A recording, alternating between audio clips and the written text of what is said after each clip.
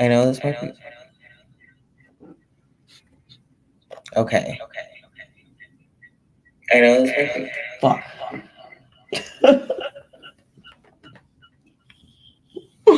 This is so chaotic.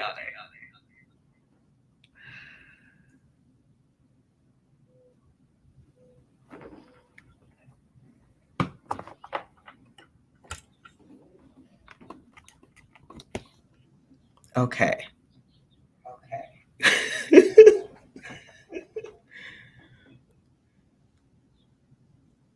Let's see.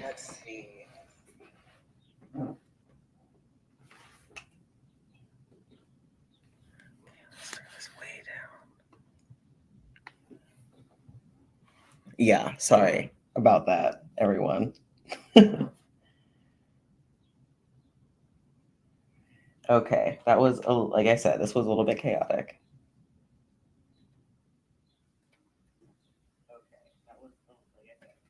Okay, but I can hear myself.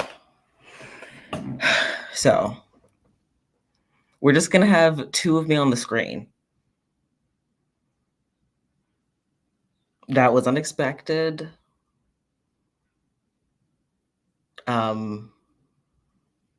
Okay.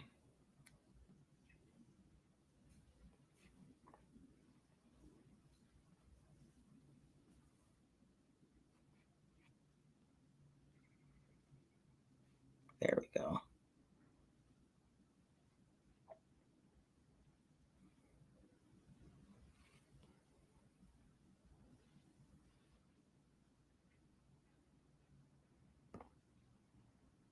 That's not what I wanted. Don't worry, guys. We're getting there. We are getting there.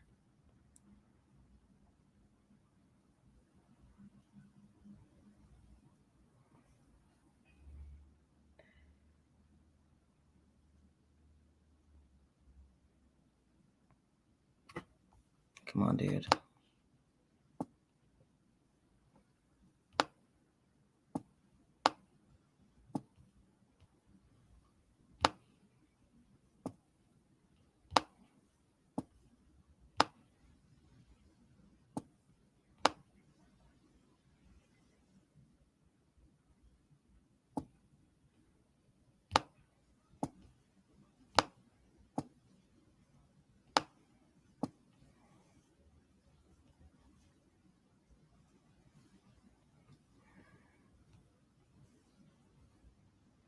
Okay. I think I figured it out, guys.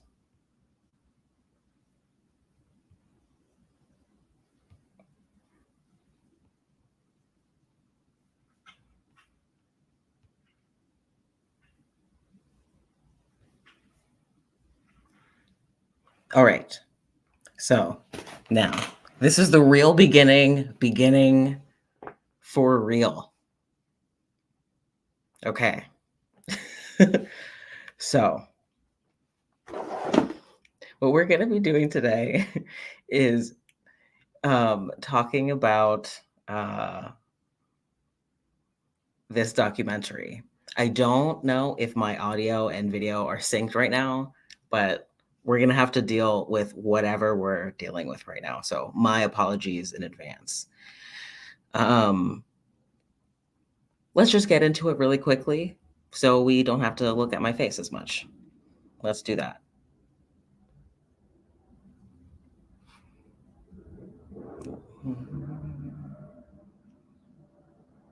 Let's actually try this one, make it a little bit bigger for now. Okay, so just to get us excited about what we're gonna see later.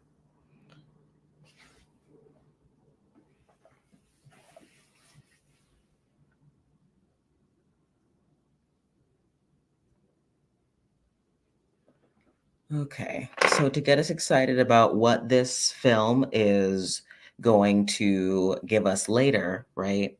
We're going to take a look at the website, okay? So it just shares that this is a scientific deconstruction of evolution. So this is what we were supposed to be expecting. This is supposed to be scientific. All right, so education systems and the media have repeatedly told us that humans and all living creatures evolved from a single-celled organism through random copying errors in the DNA called mutations. I'll just say that that's an interesting way to talk about evolution. A little bit of poisoning the well already, we can kind of see. And it says that there is a reproductive filter of natural selection. It's more complicated than that, but okay. This allegedly occurred over billions of years through unguided natural processes. Furthermore, we are told that the fossil record leaves no doubt that mankind evolved from ape-like creatures. Well, humans are apes. If we don't want to forget that, we are. Okay. Okay, it says famous atheists. We're going to move forward. Famous atheists like Richard Dawkins and Bill Nye tell us that we need to face the facts. We are nothing more than organized assemblages of biomolecules, and there's no ultimate basis for morality, no ultimate meaning of life, no free will, and no life after death. Humans have no soul, and we will never stand before God to give an account for our lives. Which, fair. I mean, I definitely would believe that. I definitely would believe that. All right.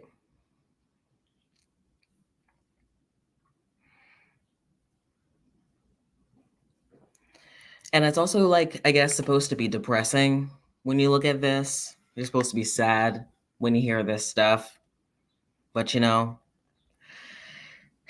as Dawkins says, DNA neither knows nor cares. DNA just is. And we dance to its music. But if the story we've been told about our alleged evolutionary ancestry is wrong, and the latest findings from modern genetics effectively falsify it, would you believe it? I don't know if I read that right, but that was confusing. Basically, it says, can we verify the claims? And it says, creationists are often accused of not being real scientists, even if some of us were former atheists who were research scientists at major universities like Cornell or received PhDs from Harvard in biology. Aware of this bias against creationists, we went out of our way to cite almost exclusively from mainstream, peer-reviewed scientific sources. Including the prestigious journal Nature, Science, Proceedings of the National Academy of the Sciences, blah, blah, blah. Okay, so basically it's going to say that all of the claims here have been peer-reviewed.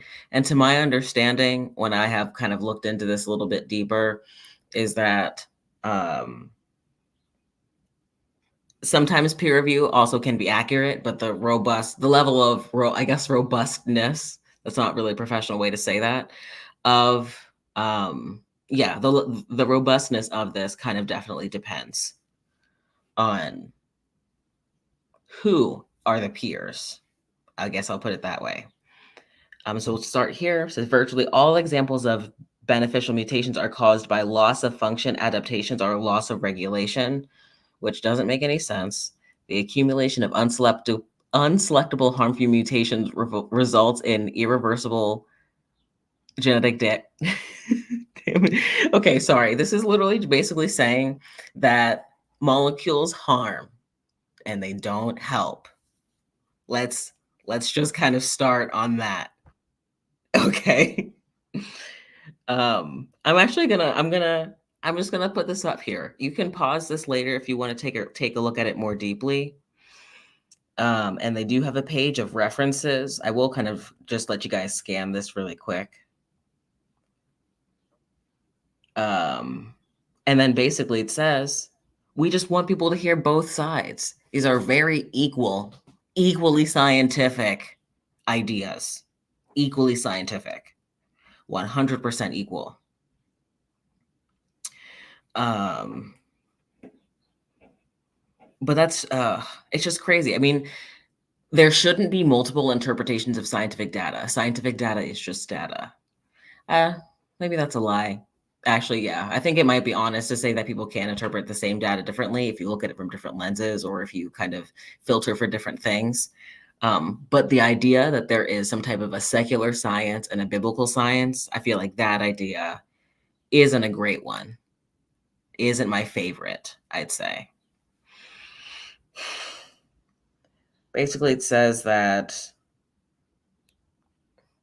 those atheist meanies keep telling us that this is what we have to do, that we have to believe in evolution. That's depressing. Okay. Someone says evolution has holes. We're actually going to explore some of these holes directly. Okay. Explore these holes deeply, right? All of the holes. Interdisciplinary studies. That's a great point. Definitely would help with this part here. So they're talking about, they want to reach souls with this film. See, Allie, you get what I'm saying. All right. So that's this. Like I said, this one has, I'll move it out a little bit. They have the resources here. So this is kind of what we can look into. If you are a layperson, just like me, right? I'm not a scientist in this way. Okay. You want to say, who made this documentary? Who made this? Do they have a mission?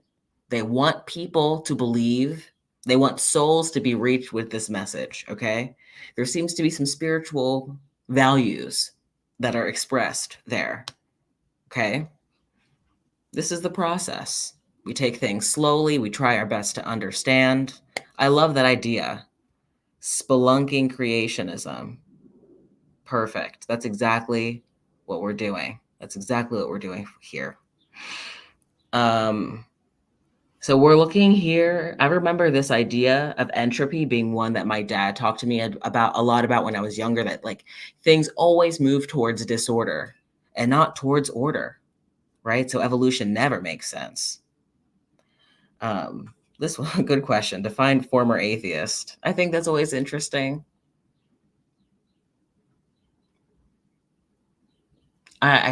Sometimes I look at myself and I wonder, am I the same as the Christians who say, "Oh, well, you were never a real Christian"? Anyway.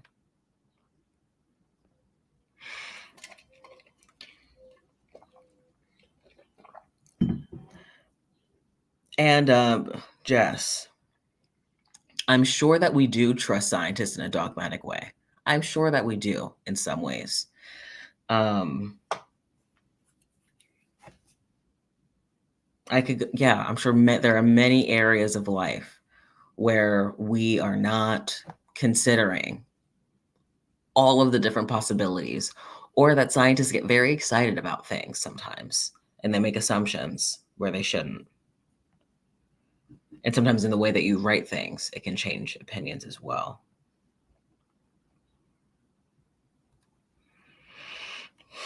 All right. So we're talking about here, right? Genetic entropy, the idea that things always move towards disorder. These are the ideas that we're talking about. Contested bones. Is Lucy really real? Right? Seems that that's the book there. Is this another idea of evolution? Maybe. So this is kind of, yeah, this is who is making this documentary. Okay, this is what they are kind of giving you as resources to take a look at if you want to learn more about creationism and the technical papers that they have and things like that. Let's see how interested you guys are. Maybe we can go deeper. But now we're going to dive in to the documentary itself. Let's move it like this, just in case. Let me know if my face, I know this might sound weird, but if my face and audio is too distracting, let me know and I'll make my face smaller. But this is just to kind of prevent copyright claims.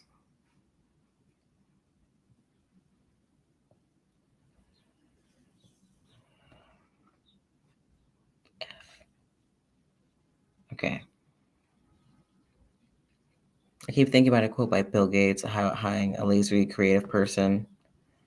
because they'll find a more efficient and easier way to do things. That's an interesting way to think about evolution. Yeah. Alrighty.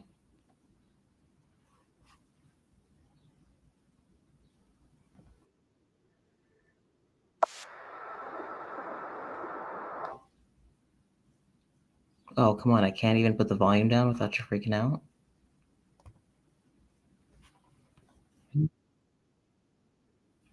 Yeah, see, it doesn't want me to put the volume down at all. One sec, guys.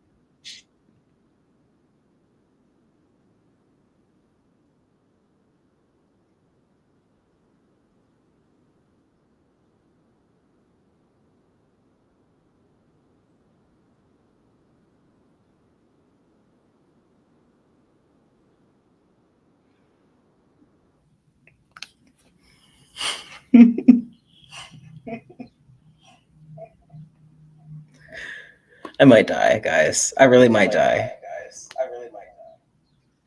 Let's. Okay.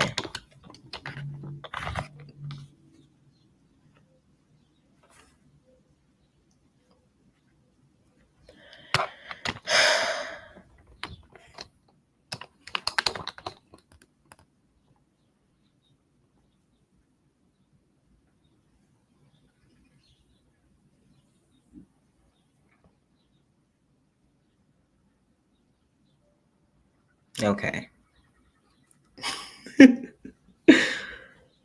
Let's try this again. We need so much editing.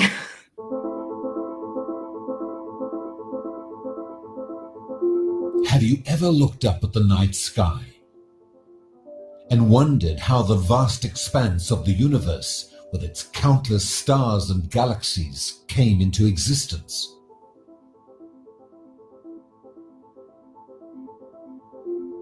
How do you explain the incredible diversity of plants and animals that fill our habitable planet?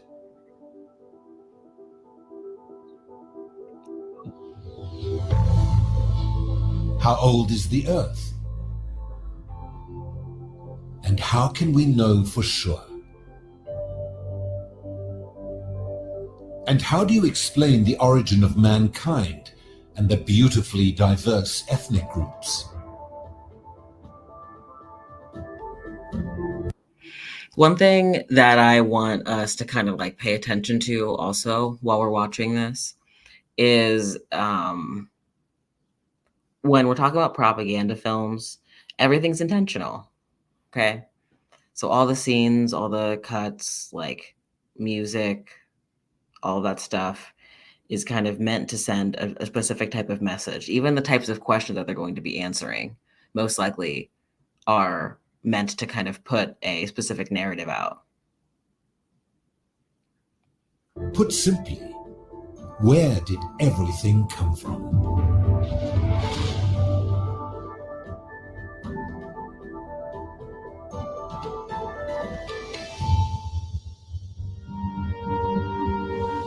For centuries, we have struggled to understand where we came from. Many theories have been proposed, some rational and thought-provoking, others wildly speculative and seemingly impossible to verify. So, I wonder which is which in their mind. how do we sort through all of these theories to determine which one is most logical? Modern science is revealing important clues to this puzzle, helping us to better understand the full picture of our origin. However, the mystery still remains. Where did everything come from?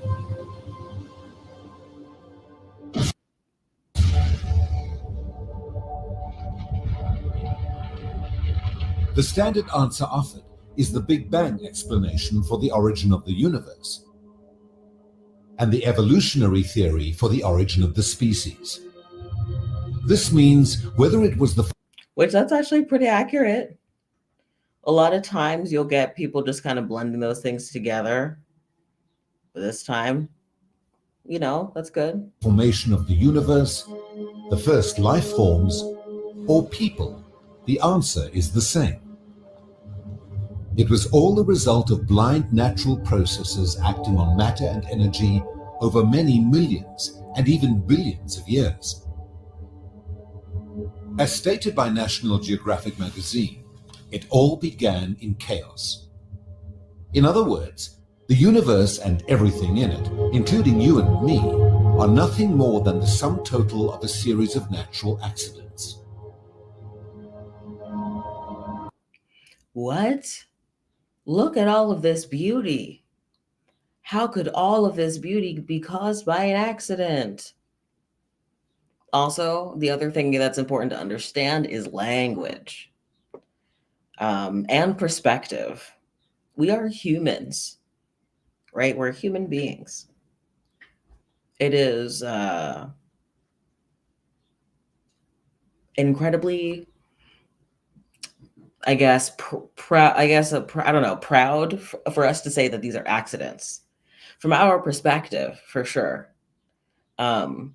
Even a car accident, in our perspective, we kind of consider an accident. But when it's, for example, if your tire had been, punctured a mile back, and exactly at, point whatever minutes later, your tire was going to blow, or I'm making this up. Is that an accident? For us, yeah, from our perspective, for sure. But according to how, determinism, things just happen the way they were. If there's a rotting tree and one day your car happens to be parked underneath it, I don't think that's your fault, right? That's an accident from your perspective. But on the global, not the global, but the more for nature, not so much. For the Big Bang Theory, the universe formed through accidental collisions of atomic particles. For biological evolution, the species formed through accidental copying errors in the DNA called mutations. This is the story we've all been told. But what if the standard answer is not as convincing as we may have been led to believe? What if there are fundamental problems with the Big Bang and the evolutionary theory that scientists are well aware of, but have not been made known to the general public? Uh-oh, sneaky, sneaky scientists. Oh no. Okay, that's strike one for the scientists. All right. Also, let's not clown on mutations like that. Let's not pretend that mutations, while sometimes, yeah, we think about mutations being someone having an extra In the last decade or something, which isn't very useful, but it can also mean, some type of a change in the formation of, a hip structure, loss of hair, or something like that. Those might be beneficial. alone, compelling new evidences from the major fields of science have cast serious doubt on the evolutionary view of natural history. Discoveries so profound, if made known to the world, would have the power to drastically change our understanding of the past. Might the biblical view of origins as described in the book of Genesis offer a more reasonable explanation?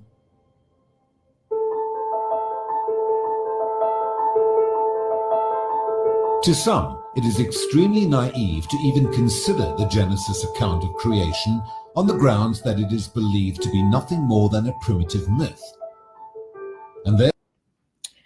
So if I'm going to be pretending coming from the perspective of, maybe someone who's curious about both perspectives, I'm like, yeah, maybe we wouldn't be fair to both sides. Let's hear out both perspectives. right? Um, it's just so hard to consider the Bible as science, you know, but we'll get there. Therefore, Sure. totally incompatible with modern science. This stems from the widely held perception that creation is religion and evolution is science. But is this really true? I guess I want to think about where else does creation come from? Okay. Is it proper to equate evolution with science? Does science have the ability to address questions regarding past events that we were not there to directly observe or verify? Events like the spontaneous origin of the universe, the origin of life from non-life, and the evolution of the earliest life forms into mammals. Or might we be giving science a power it does not have?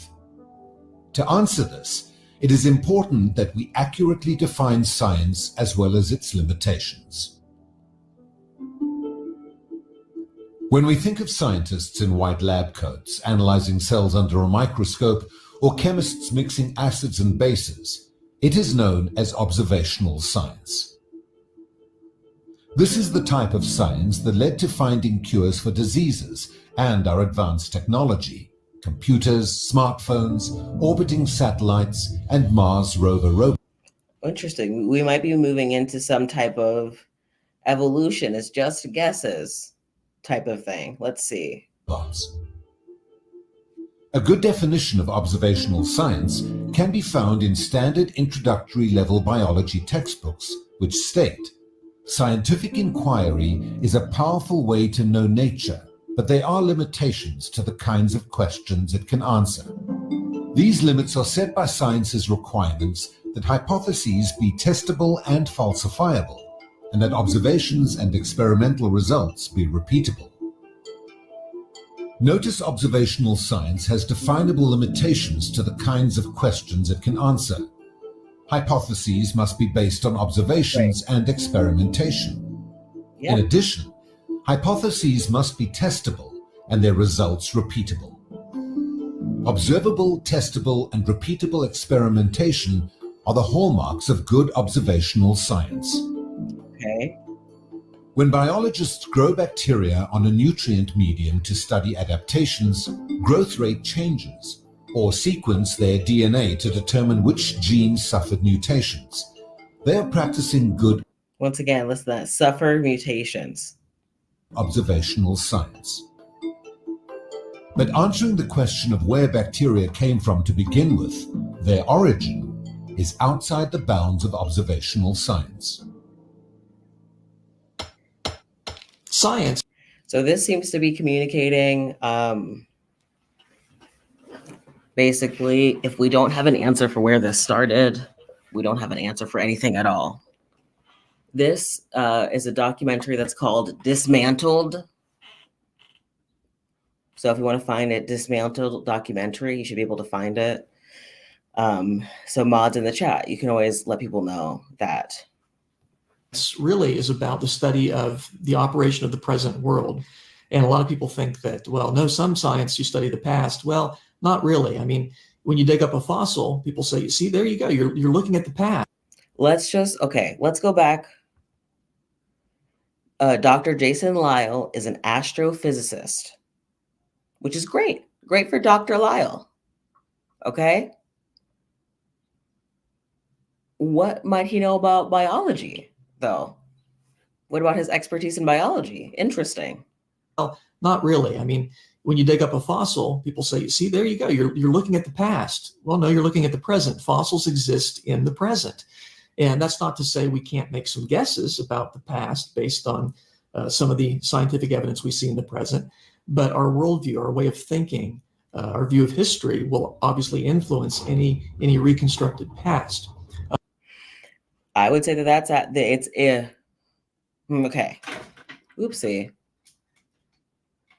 When we blend the truth with some mixy, truthy stuff, this becomes a lot harder to weed through, right? yeah, we're gonna definitely use a modern interpretation. I feel like we have biases, that is a problem thing.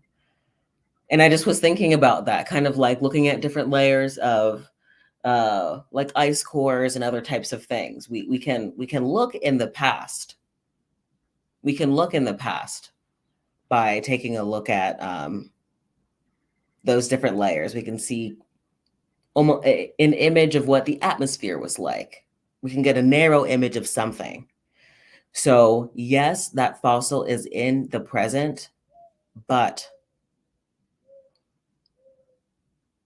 it is a image of what life was like in the past. Let's think about Pompeii, right? That was almost like a town frozen in time or something like that. Of course, we're looking at it from modern perspective, but a lot of the people were right there, huddled together, as this was occurring. Same goes with stars and galaxies. People say, you look at galaxy, you're looking back in time. Well, I'm looking at the galaxy today, right? The photons are hitting my eyes today. And so astronomy really takes place in the present. And granted, we can speculate about how galaxies looked, 1,000 years ago, or what stars looked like thousands of years ago. But the fact is, those kind of claims are not scientifically testable. The kind of science that makes computers work and puts people on the moon, real science, observational science, is testable and repeatable in the present. It doesn't take place in the past, it takes place now. According to Big Bang cosmologists, the universe began 13.7 billion years ago. The Earth is said to have formed 4.5 billion years ago. The first fish evolved 530 million years ago. Dinosaurs. Yeah, let's pause. Let's pause to remember how the astrophysicist is denying how science works, and how how literally light travels, which is interesting. Which is interesting, which is a choice. It's a choice. Okay.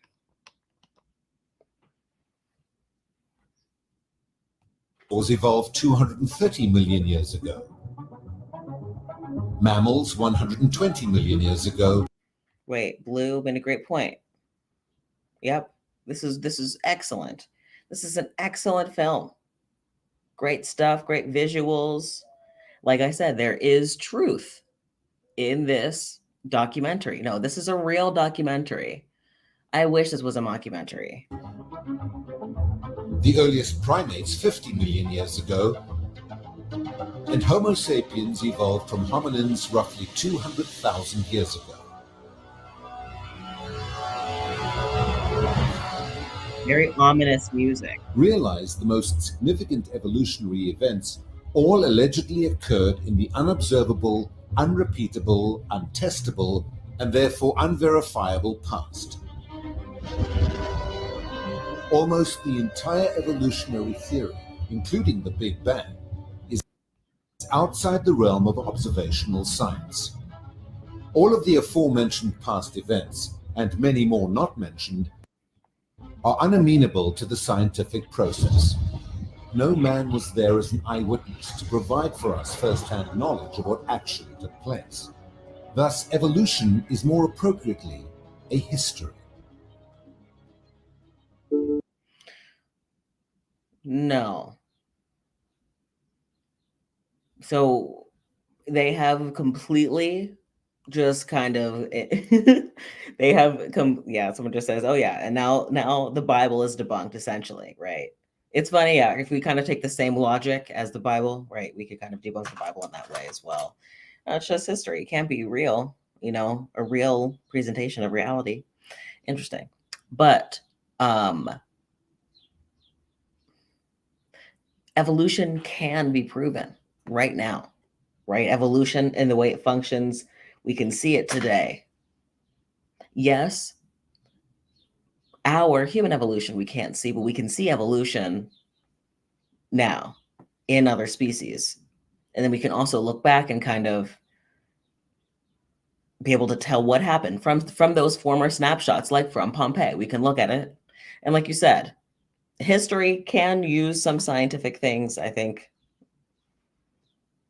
in it. We can make guesses about some things, but it's not, obviously history is not a science by any means. But yeah, we can use scientific information to craft information about our history. I don't think that makes science or evolution a history.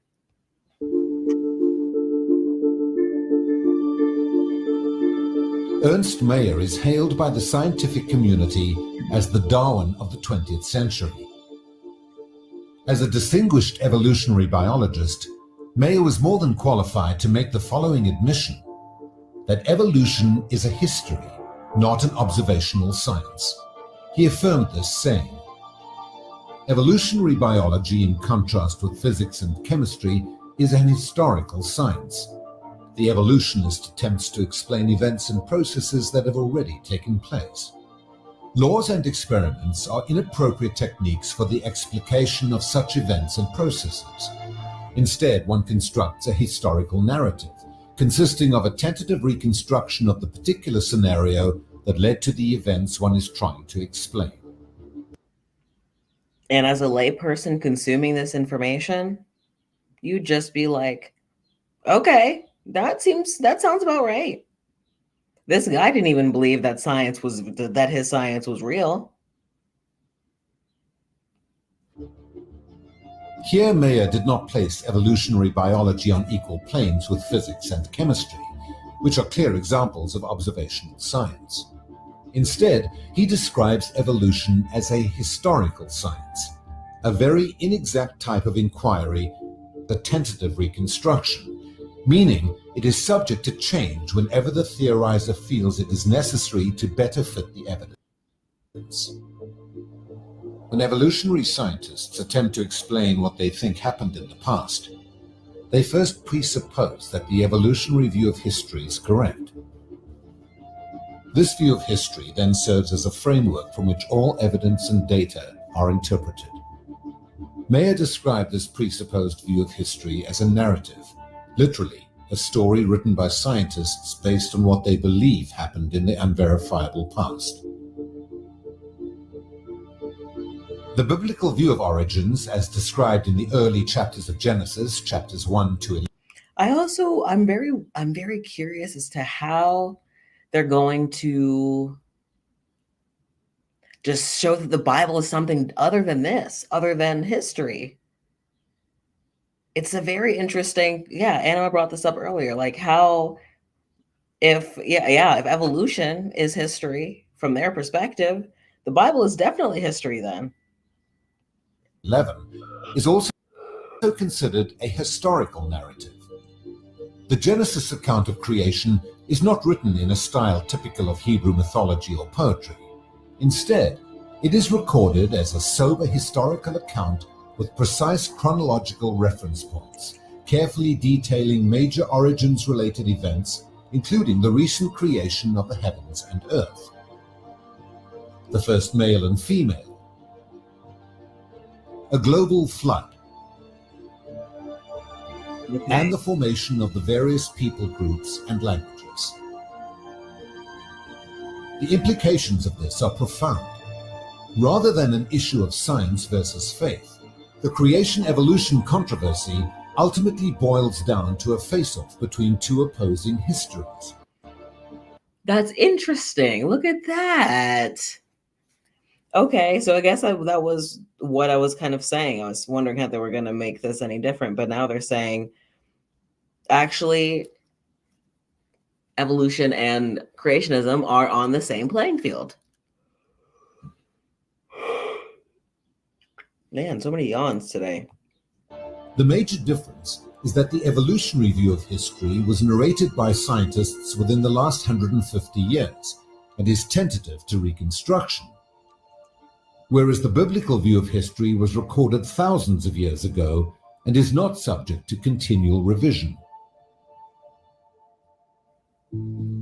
That's a constant thing about Christians that is wooed it up, right? The Bible is the same, science always changes. That's seen as a negative thing. But I appreciate that science can change and that science, shifts itself when it needs to. Some might object to accepting the origins issue as a battle between two different histories and insist it actually comes down to a matter of evidence. You may think, do we really need to presuppose a certain view of history in order to accurately address the question of origins? Wouldn't it be better to just let the evidence speak for itself? While this may sound like the most objective way to approach the origins issue, it is based upon a fundamental misconception about the nature of evidence, called the evidence scale fallacy. This is very interesting. I think that they're about to tell us why it's a bad idea to look at the evidence and construct a narrative based off of the evidence, which, okay. A lot of people have the impression that the way that you resolve the origins debate is that you try to accumulate the most evidence, as if there's a scale, and the evolutionists have some evidence and the creationists, we think we have more evidence, and so the scale weighs in our favor. The fact is we all have exactly the same evidence. I have access to the same fossils and DNA patterns as my secular colleagues. I look at the same stars and galaxies that they do. We have the same evidence. It's just a question of how do we interpret that evidence? What does the evidence mean? Okay, so this is an interesting way to do it. Like, sure, you can interpret the evidence in a bunch of different ways, I guess. But this is also why we talk about scientific consensus and like peer review among, a broad, number of your peers with different perspectives and stuff like that. And, if one person, for example, says that, hey, the math that you did on this particular project didn't work out so well, and then you're like, well, tough nuts, then I don't know if you are willing to put your work up for peer review. Conclusions do we draw from it? And that will be influenced by our worldview, our way of thinking, our belief system. Evidence by itself doesn't really mean anything. We have to interpret evidence. And so if you come to a rock, you can't just say, well, I'm just going to look at the rock and that'll objectively tell me how the rock got there and so on. No, we have a view of history, and our view of history will tell us something about the past. We can certainly use evidence in the present and try to reconstruct past events, but obviously our view of history is going to have a very profound influence on that. You can't escape that. We all have a view of history. We all have some understanding of how the universe came to be, and that will influence necessarily our understanding of the evidence. I don't know. It is this is also giving, hey, we're kind of tattletaling on ourselves on how much we kind of base our biases off of what we believe about the world. But, we'll see if they convince me otherwise.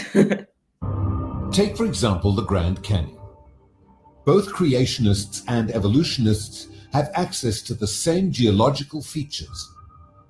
In an attempt to explain how the canyon formed, evolutionary geologists have traditionally interpreted it as having formed over millions of years through slow and gradual processes. Once again, we're going to have an evolutionary geologist versus a Christian geologist. I don't think that's how science is supposed to work. That's kind of the whole thing.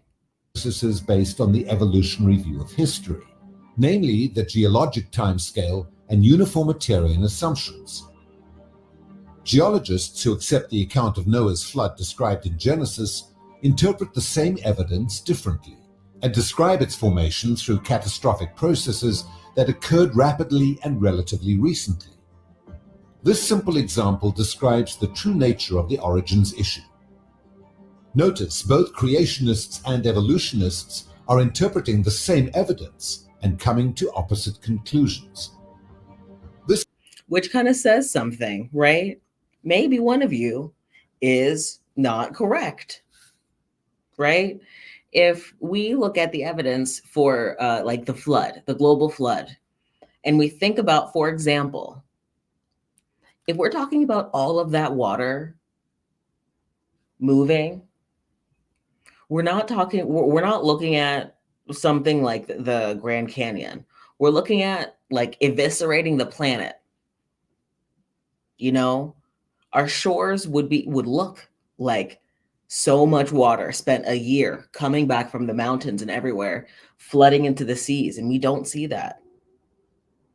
Come on, it's This is due to the evidence being interpreted through two very different views of history. This raises an important question. If it all comes down to an interpretation of the evidence, how do we know which interpretation is correct? question. To answer this, we need to visit the Adirondack Mountains of New York State, where a large boulder rests alone on the 25. Really? Why don't we just use math? Why, you know what I'm saying? Like, why don't we look at the, okay, let's see let's see why we look at the rock. 500-foot peak of Mount Azure. The mystery of how the boulder made its way to the top of the mountain occurred in the unobservable past. It is a historical science. No one alive today was there to verify through first-hand knowledge what actually took place. For this reason, this serves as an appropriate analogy for properly understanding the creation-evolution controversy. Let's say a loose analogy. For the sake of simplicity, let's assume there are only two possible interpretations for how the boulder arrived at the peak of Mount Azure. The first interpretation is that Jane is abnormally strong and managed to push the 20-ton boulder to the top of the mountain all by herself. The second interpretation is that the boulder was transported by glacial ice over the top of the mountain. When the glacier melted, it left the boulder behind and is known as an erratic in geology. Now, which interpretation is correct? Without hesitation, you would immediately conclude the second interpretation is the right answer. But why was that such an easy decision to make? The answer is simple.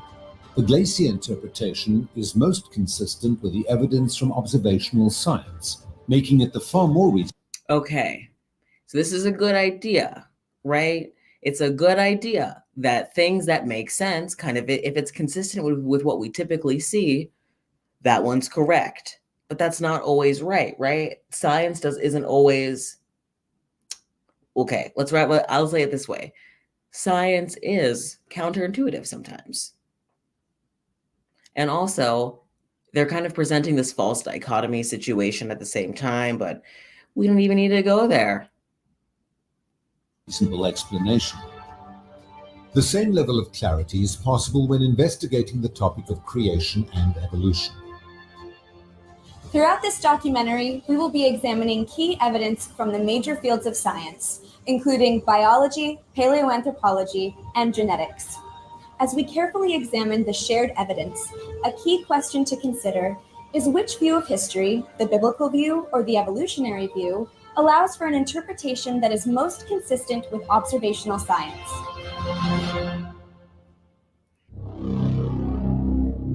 Which is like nuts, because not the Bible. Evolution is often referred to as a very slow process occurring over many millions of years. For this reason, evolutionary scientists openly acknowledge that large-scale changes, known as macroevolution, cannot be directly observed. Naturally, this leads to the question, if it is not observable, then on what grounds can anyone claim evolution is a scientific fact? For the same reason that we can prove how stalactites and stalagmites form. It's crazy because they pick and choose their theories very, very cleverly. Because we can, for example, we can watch a formation of like this much of a stalagmite in like 10 years or something like that, maybe even smaller. But from that, we can then connect that clearly this is how this stalactite, so I forget which one is which, whatever, stalactite, stalagmite formed was from this mineral, mineral dropping through the water, etc.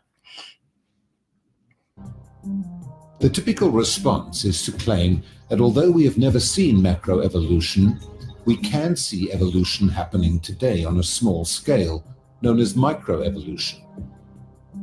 Microevolution involves tiny genetic modifications that result in superficial changes in an organism, such as an increase in a bird's beak size.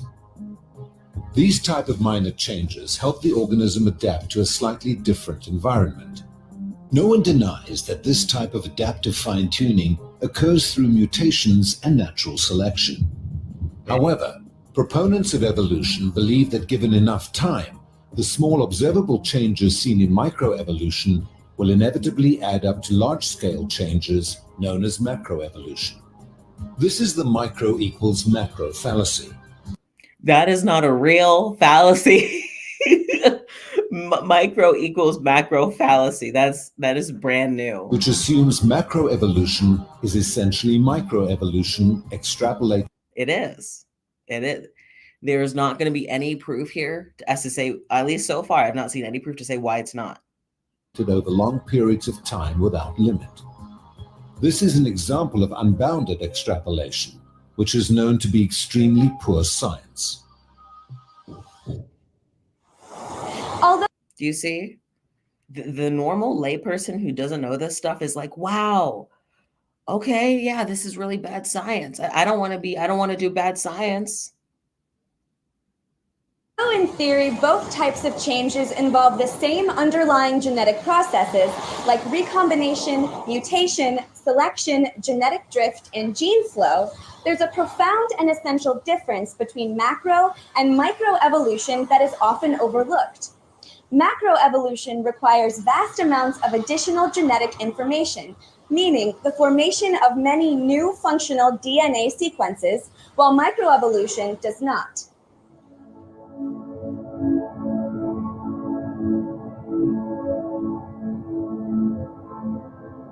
According to evolutionary theory, all living creatures evolved from a single ancestral life form that lived billions of years ago.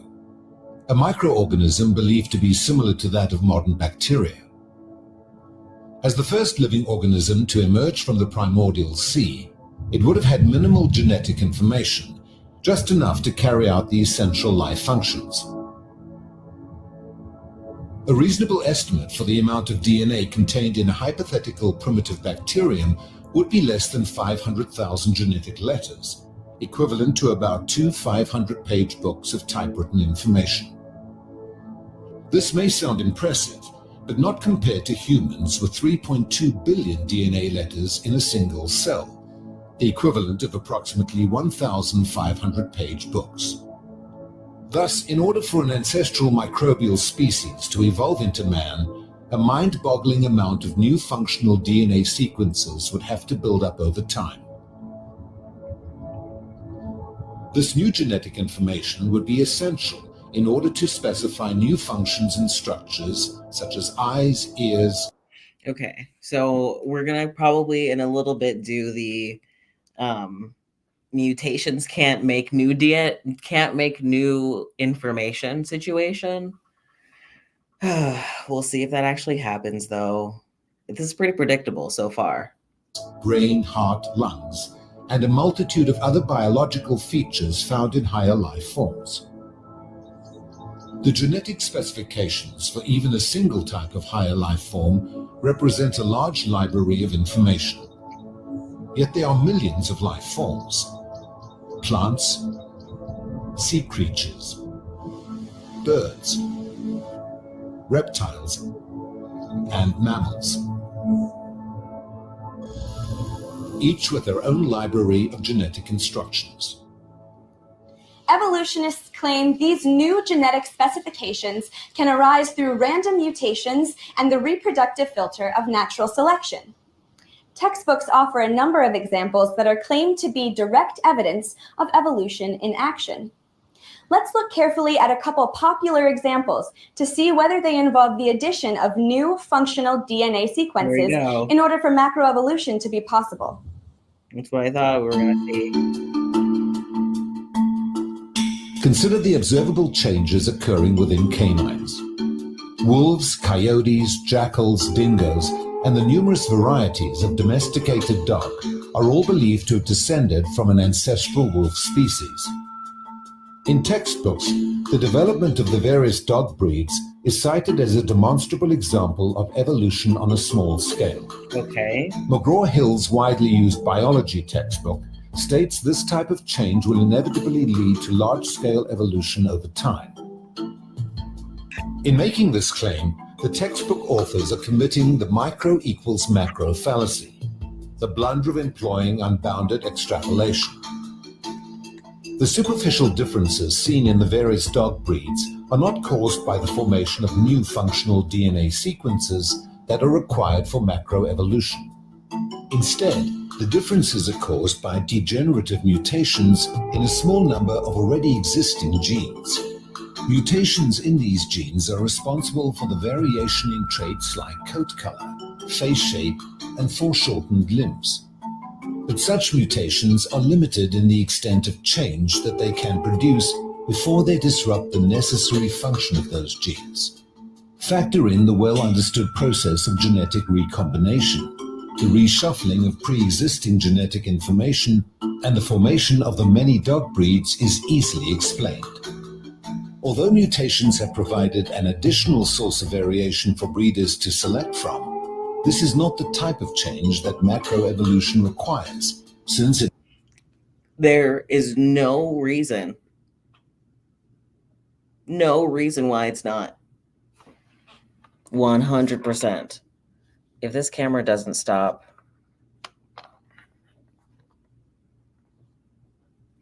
okay. it has not resulted in any new genes or new genetic information. In fact, producing dog breeds through artificial selection results in an overall loss of genetic information. The non-desirable traits that are not selected are literally bred out of the gene pool. This explains why it is possible to breed wolves and select for certain traits over a number of generations to produce chihuahuas. But you can never breed chihuahuas to get back to wolves. The DNA information necessary to get back to a wolf has been lost. So everyone knows. Such an interesting way to put it. Like, I don't think they're wrong. You know, I don't think they're incorrect. We're gonna try something different with this camera, guys, because it's having a tough day. Yeah, I don't think that's incorrect, right? We might not see another wolf thing coming back from, yeah, we might not see another wolf coming back from a chihuahua, right? If that means that evolution is fake, then goodness gracious, that's a low bar, right? The chihuahua doesn't mean that information is lost, right? Because we have a, like, for example, how we've gone from dinosaurs down to things like chickens and other birds, right?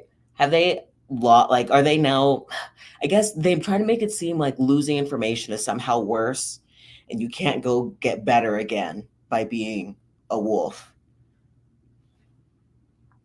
Knows that within the dog kind, we have lots of different breeds of dogs. And some people might say, well, if we can see all these different breeds of dogs, you know, long ears, long fur, short fur, certainly that's an example of new genetic information that's being added to have those traits. But when we observe this at the genetic level, that is not what we see. We're just seeing variation on traits that those organisms already had. The genes that code for fur in a dog, okay, they'll produce fur, long, short, different colors, things like that, but they're never going to become wings, okay? They're never going to become feathers. They're not going to change like that because they don't have that information to be able to do that. And there's simply no genetic mechanism that allows you to add the information that you need for evolution to occur. All you see is variation within the traits that they already have. Which is exactly the mechanism by which evolution functions. It's so fascinating. They essentially kind of tell you how evolution works, and then they tell you that that's not evolution, This is so deceptive in a very The modern sneaky theory way. of evolution is founded on the concept that beneficial mutations are the raw material for eventually building new sets of genetic instructions. One of the most popularly cited examples of beneficial mutation is the development of bacterial resistance to antibiotics. Standard biology textbooks claim it is direct evidence for evolution. But is true evolution really taking place here? It's literally this documentary is here. Look at some examples of actual evolution, and let's kind of pretend why it's not good enough, kind of. Certain classes of antibiotics are considered prodrugs, which means they do not pose a threat to the bacteria until they are activated into their reactive or lethal form through the assistance of enzymes naturally produced by the bacteria. However, random mutations in the bacterium have been shown to disable the function of the required enzyme, preventing the antibiotic from converting into its lethal form, resulting in resistant bacteria. Although these mutations may be considered beneficial, since the bacteria are now able to survive the antibiotic treatments, the genetic information that encodes an otherwise useful enzyme was lost. This is the opposite direction required for macroevolution. That is just not true. What they keep saying, oh no, the information is lost. Oh no, that's a bad thing. I guess once again, it all depends on the perspective. From our perspective, oh no, yeah, they lost something useful to us, but they gained something useful to them. In the long run, Weird. these types of loss of function mutations are counterproductive to macroevolution. For this reason, bacterial resistance to antibiotics cannot be considered direct evidence for evolution. One of the ways in which bacteria become resistant to antibiotics is through something called horizontal gene transfer. And this is something that is pretty unique to bacteria.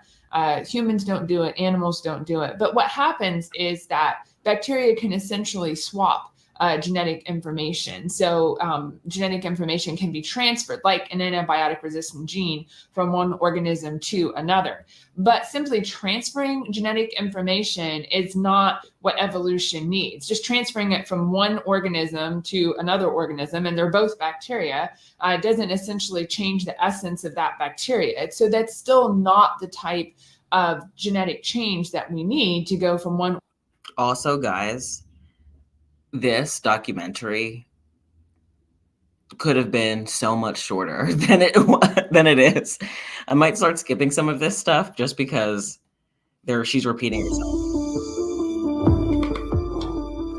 For evolution to create higher life forms from lower life forms, there must be a very large increase in total genetic information.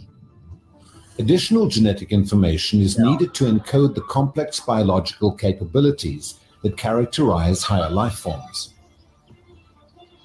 Any hypothetical large-scale evolutionary change would require vast amounts of new functional DNA sequences, which would have to arise through beneficial mutations filtered by natural selection. Although adaptive changes can occur, So interesting that they say stuff like filtered through natural selection. Like natural selection needs to pick these things. It wants natural selection, it wants evolution to be a god so badly. But unfortunately, it just isn't. It just isn't one. Through rare beneficial mutations, it is consistently at the expense of destroying DNA information, as seen with bacterial resistance to antibiotics. There are many mutations that are advantageous. In that sense, they're beneficial in that they help adaptation to a certain circumstance. But when they actually look at what happened, No, I can't speed it up to 1.5. I can't. Oh, wait, can I?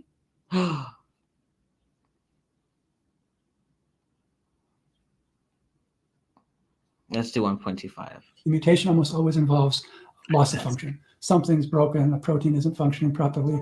So there's a disease called sickle cell anemia. The red blood cells of people with sickle cell anemia are misshapen. Instead of being a lozenge-like cell, they're shaped like a crescent moon or a sickle. And those deformed red blood cells can't carry as much oxygen as they should, and they're prone to causing blood clotting. Well, how is that beneficial? If you have this terrible disease, you're not as susceptible to the malarial parasite. So in certain areas where malaria causes lots and lots of deaths, you're basically trading one pathology for another. And so better to have sickle cell anemia, where you're sick but not dead, than to get malaria and die. So it's a very bizarre idea that sickle cell anemia is a beneficial trait. They use it because there's so few examples, convincing examples of beneficial mutation. That is so crazy. I guess they don't even want to talk about things like mosquitoes being able to survive pesticides, different birds very quickly being able to have beak size to be able to hunt for different types of food. Very bizarre. And yeah, sickle cell is really frustrating, you know. Having it is terrible for the people who have it. It can like the cells can like wear away at your bones and all of those things. It's awful. But yeah, it does have that one type of benefit. And I guess there are just so many other examples of other types of mutations that are beneficial. And also beneficial is very subjective. Once again, committing this sin, committing the fallacy of anthropomorphizing or anthropocentrism, centrizing, I guess, the world and science. The information eroding nature of beneficial mutations makes sense when we think about what mutations really are. They are literally random copying errors in the DNA. Think of them as genetic typographical errors. By their very nature, they disrupt cellular processes such as gene regulation and enzyme function by scrambling the organism's genetic instruction manual. They do not create information, they erode information bit by bit. This type of genetic change occurring over deep time will... Once again, guys, it's all about language here. This language is so sneaky and deceptive. I feel like the best thing to say is mutations are about changes, you know? never result in genome-building evolution. It is going in the wrong direction informationally. Thus, the common argument that given enough time, a series of small changes, microevolution, will eventually add up to large-scale changes, macroevolution, is a fallacy. They still have not... The rarity of beneficial mutations complicate... They definitely have not given enough reasons to say this yet.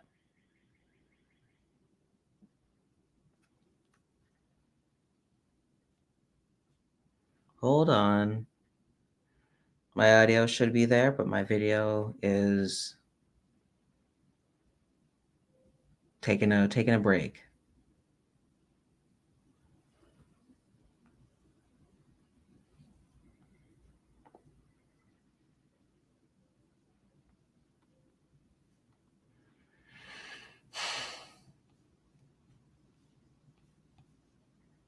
Takes things further. It is widely acknowledged in the genetics community that harmful mutations vastly outnumber beneficial mutations. These destructive mutations are eroding the information content of the genome at a much faster rate than rare beneficial mutations could build it. So if you have bad mutations, even if just a fraction of them are accumulating, if the deleterious mutations are accumulating even at a very slow rate, and you have very few beneficials to counteract that, you're going downhill. The fact that beneficial mutations are very rare, and that most mutations are, if they're not neutral, they're deleterious, is one of the best attested facts of biology. In addition, most of these harmful mutations cause very subtle biological effects. They are called slightly harmful or nearly neutral mutations because their effect is too subtle to be affected by natural selection. This means natural selection can do nothing to remove them from the population. They are below what is known as the selection threshold. Consequently, these slightly harmful mutations are accumulating in the genome at a steady rate. With every generation, the average couple passes on roughly 100 additional mutations to their children. It is because of these slightly harmful mutations that mankind is undergoing genetic degeneration. In fact, there is strong evidence that we are not evolving, but rather devolving. Wow. Although natural selection can slow genetic degeneration, This, guys, like, this is bizarre. Okay, we've moved very quickly from... Obviously, this has been propaganda the whole time, but this is so wild. This goes back to that idea of entropy that we saw very, very early in the beginning when we were looking at kind of the background information of the documentary. Yeah, I guess like there's, nothing about, any of the increased, pollution that's going on or any of the increased, lack of nutrition that people are having and stuff like that might be impacting things like disease. It's just very strange. Cannot stop it. The reason selection fails is mutations are coming into the population faster than they can be selected away, and because most mutations, especially beneficial mutations, are too subtle. That is, their impact is invisible to natural selection.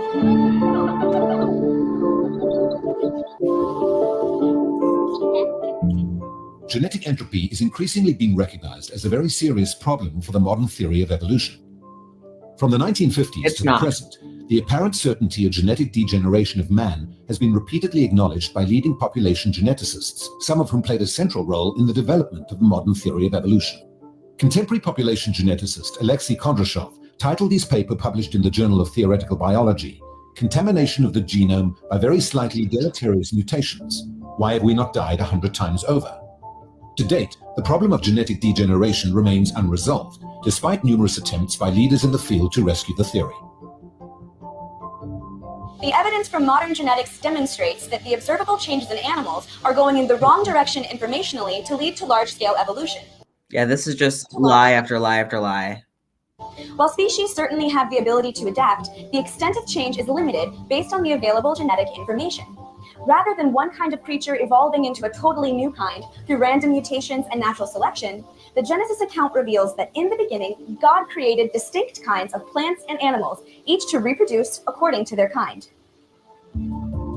Okay, this is the Christian perspective plug here. I guess I think this is maybe one of the first we've got. Chapter in Genesis reads, "Then God said, Let the earth bring forth the living creature according to its kind, cattle and creeping thing and beast of the earth, each according to its kind. And it was so. And God made the beast of the earth according to its kind, cattle according to its kind, and everything that creeps on the earth according to its kind. And God saw that it was good." Genesis 1:20-25. If what the biblical view of biology suggests is true, that each basic kind of life arose independently, then Darwin's vision of a single tree of life with its root tracing back to a primordial bacterium would have to be replaced with a forest of trees, reflecting an independent origin for each form of life, each tree branching out into its own diverse set of species, and each tree having built-in genetic diversity, allowing for the formation of numerous variations. Wow, well, let's try to see if we can look at that again. Hold on. Having built-in genetic diversity. Guys, like, this is so bizarre. It shows, I guess, turtle kind, whale kind, bunny kind. And then here, is this a wolf? Like, what's the difference between these things? What about the fact that kind of, the morphology of these, the mammals, you're going to find similarities between them. None of that matters, I guess. Guys, essentially, what it really looks like is they took a massive phylogenetic tree of evolution and like chopped it off halfway, and then we're like, okay, just started here. Bizarre. Allowing for the formation of numerous variations, branches, within those basic kinds, thus enabling their descendants to survive and adapt to a wide variety of environments. This, however, is not macroevolution, since it does not involve the formation of any new functional DNA sequences. It is simply the fragmentation of each created. Wow. They keep, once again, guys, this is moving the goalpost. Evolution is speciation. Well, not is speciation, but macroevolution is kind of speciation. That's when we really see that occurring. Goodness gracious. Like I said, we're having some. Let's try this guy for now, just because we're having so many issues with video.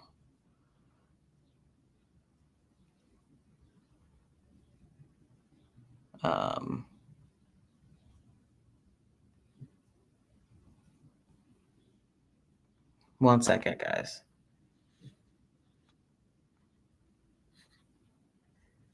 Kind into beautiful and diverse variant species through the sorting, selection, and reshuffling of already existing genetic information, just as the biblical view of biology suggests.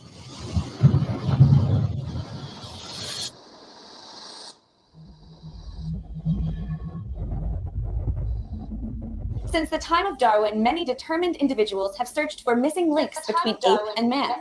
Periodically, fragmentary skeletons searched for links between ape and man. Oh. Periodically, fragmentary searched for links between ape and man. Periodically, fragmentary searched for links between ape and man. Periodically, fragmentary searched for links between ape and man. Periodically, fragmentary searched for links between ape and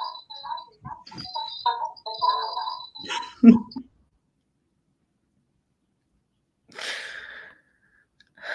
We're gonna pretend like that didn't happen. Let's just pretend that didn't occur at all. Sorry about that, guys. Have been found, and artists' reconstructions of their bones are presented to the public as undeniable evidence that man evolved from ape-like creatures. To scientists who study their bones, these alleged transitional forms are called hominins. A family tree or bush is often used to represent how hominins are thought to be related. Most of the hominin species are understood by...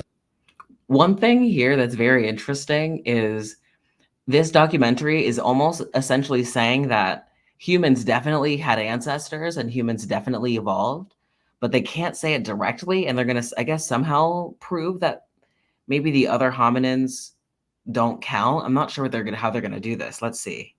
Experts in the field to be evolutionary dead ends. Apes or variants of humans that went extinct, shown as broken side branches. Paleoanthropologists generally recognize only a few hominin species in the direct human lineage. Among them are some of the most well-known discoveries, such as the famous Lucy skeleton. If human evolution is a valid theory, the hominin fossil should fall along a traceable path, starting with an early ape-like species such as Lucy into some form of Homo habilis intermediate, then into the human-looking Homo erectus and Neanderthal type, and finally into modern Homo sapiens. What you may not realize is that there are leading experts in the field that contest the status of each of these alleged hominin ancestors. Let's take a look at what we know. I guess that they take the word leading expert very loosely. About these hominins.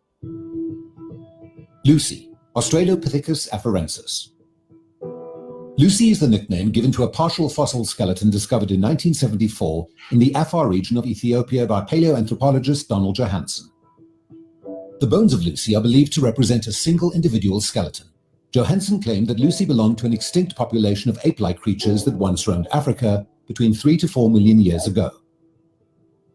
The species Lucy is said to represent was named by Johansen as Australopithecus afarensis, meaning southern ape from Afar. To date, over 400 specimens have been attributed to Lucy's kind, afarensis, but nearly all of those consist of isolated bones or bone fragments that were found eroding out of the... Interesting. So, okay. So afarensis is like, what is it, genus? Because we're in genus Homo, they would be in genus, the Australopiths. So I guess if this is saying that kind is on the genus level, which is interesting because the word kind keeps changing over and over and over again, or where the kind line is keeps changing over and over again. The hillsides, jumbled together with the fossils of all kinds of African species. With only 20% of Lucy's skeleton preserved, it remains one of the most complete afarensis skeletons discovered. However, the bones attributed to Lucy and her kind were found disconnected and broadly scattered across the Afar landscape. Johansen claims that Lucy is 40% complete. Well, actually, if you count the missing bones of the hands and feet, it's actually only 20% complete. So much of it is missing. Moreover, they had to sift 20 tons of... They basically are going to say reasons why Lucy is just not good enough, right? And we have Lucy is a pretty well, to my understanding, is a pretty good specimen. There are other ones that are far worse than her, like I guess far less complete. It's just interesting that they picked on her. Of sediment. So they would screen them and get rid of all the loose sediment, and they would wash it by the river, and they would pick out the bones that Johansen said may belong to Lucy's skeleton. And there were hundreds of fragments. So they had to sift not only just 20 tons of sediment, but it was an area of about 50 square meters. So do all those bones belong to Lucy's skeleton? It's an open question. In 2015, an evolutionary scientific journal showed that actually one of the vertebrae bones belongs to the baboon. But for 40 years, it went unnoticed. And Lucy was reconstructed in museums with that bone as a part of the skeleton all around the world. So do we really know for sure if Lucy's skeleton and the broader kind belong to the same species? Well, I don't think we should trust that, because even today, numerous experts in the field have written extensively in the scientific literature that Afarensis appears to be a commixture of ape bones and human bones. It's not a single species. It's not a valid taxon, according to the... Which is crazy, because ape bones and human bones, that's like saying golden retriever bones and dog bones. Very similar things that we're dealing with here. This is pretty much, yeah. These evolutionary... Essentially saying that, yeah, these findings are not cool, not good enough, and they don't count. Therefore, Lucy is just is a fraud. And that's why I say so often, guys, this is why this is so fucked up, is because they lie directly. I guess they don't feel like they're lying, right? They're just stretching the truth and kind of creating this narrative from basically poking holes in the evolution narrative. Paleoanthropologists. It is widely acknowledged that the fossils attributed to Afarensis display a substantial range of variation in both size and anatomy, leading many paleo experts to question whether all of the remains belong to the same species. In fact, Johansen originally reported in the journal Nature that at least 2 different species from separate genera were represented in his collection of bones. He described some of his fossils as looking virtually identical to modern humans, while other fossils he described as looking distinctly like apes. Later, Johansen decided to reclassify all of his fossils, including the human-looking bones, to a single new species, which he named Australopithecus afarensis. The extensive range of variations seen in his fossils were now explained as physical differences between males and females of the same species, called sexual dimorphism. To make the story work, paleoanthropologists have claimed that the larger human-looking bones belong to... So this is very interesting, because this is essentially saying that they have constructed this false narrative from the evidence, which is I guess a really great way to kind of poison the well here. Males that walked upright like modern humans, whereas the smaller ape-looking bones belonged to females that lived in the trees. However, experts in the field have taken issue with Johansen's sexual dimorphism hypothesis and have cited evidence that his original interpretation was more accurate, that Afarensis is a jumble of ape and human bones. There's 2 basic camps. There's the arborealists and the terrestrialists. The arborealists tend to emphasize the bones that have been called Lucy's kind that looked very apish. Now, the terrestrialists, like Johansen, they'll emphasize the isolated bones that look more human. For example, they found a 4th metatarsal bone. This was published in journals in 2011. And they say, see, this isolated foot bone looks human. Therefore, it proves our model that Lucy's kind actually walked upright like modern humans, and therefore it supports the displays we see in museums and in textbooks around the world. To make sense of it, they say, well, maybe the larger bones that look more human-like belong to males, and the males walked habitually upright like modern humans, and the smaller ape-looking bones belong to females. And the other thing here, guys, is these bones could have looked human-like, because they probably do look human-like, but they also probably looked distinctly not human, which is why we would not classify them as Homo sapien bones or genus Homo bones. There could have been enough differences, right? For me, right, the normal layperson, I could look at that and not even be able to tell the difference. It takes a very well-trained eye to be able to see the differences here. So these females were more like apes and lived among the trees. We've never seen a sexual dimorphism where the males locomote fundamentally different than the females. So how do we make sense of this? Well, there's a 3rd competing view that actually Lucy's kind is a mixture of ape bones and human bones. Therefore, it's not a valid taxon. It's not a real species. And this has actually been promoted by numerous experts in the field, including famous paleo expert Richard Leakey and his mother, Mary Leakey. In fact, even in the journal Human Evolution, Schmidt and Hausler, leading experts in the field, said just that. Afarensis, Lucy's kind, is a jumble of multiple species, not our ancestors. I just want to look up Richard Leakey.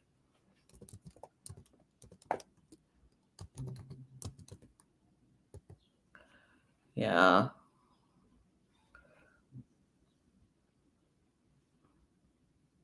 Yeah, it's interesting. I've just never heard of this person before. Okay, let's continue.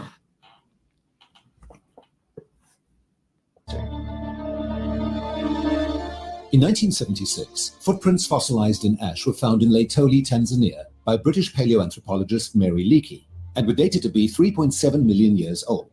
Researchers described the Laetoli footprints as looking virtually identical to those made by humans.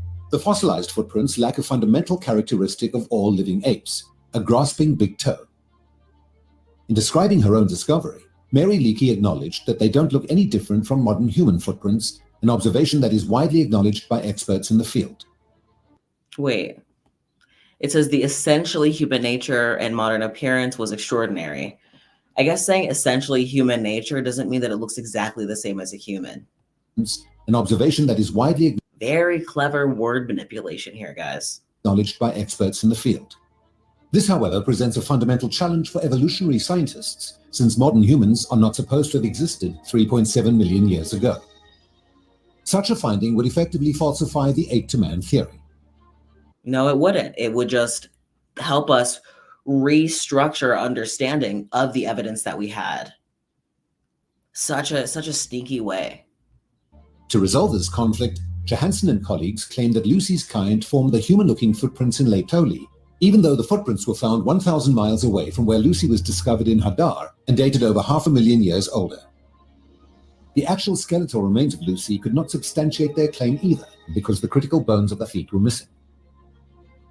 Soon after the discovery of Lucy, a large collection of fossils recovered at a separate site in Hadar cast more doubt on these claims. The sample included a number of hand and foot bones, including a partial foot skeleton that was assigned to Lucy's species Afarensis. In the American Journal of Physical Anthropology, evolutionary anatomists Jack Stern and Randall Sussman performed a comprehensive analysis of the hand and foot bones. It was clear to these researchers that the Hadar hands and feet were strikingly similar to living African apes. They concluded there is no evidence that any living primate has long curved, heavy-muscled hands and feet for any purpose other than to meet the demands of full or part-time tree-dwelling life. This has left evolutionists with a dilemma, which Scientific American has described as the world's oldest whodunit, an unsolved mystery. Okay, and we've lost our video again. We're gonna finish out and wrap up this segment in just 1 second. If Lucy's kind cannot be credited with forming the human-looking Laetoli footprints, then who or what did? In an attempt to solve this mystery, former researcher of the Laetoli footprints, Russell Tuttle, suggests a far-fetched idea. Tuttle writes in Natural History, in any case, we should shelve the loose assumption that the Laetoli footprints were made by Lucy's kind, Australopithecus afarensis. So let's just pause here for right now, and we'll come back a little later. Like I said, we're gonna figure something out with this streaming situation. We might have to maybe do an audio only situation moving forward, but we'll fix this. We'll fix this in the future, guys. Don't worry. My YouTube friends, thank you so much for hanging out with me over there. We'll come back hopefully and finish this documentary up next week.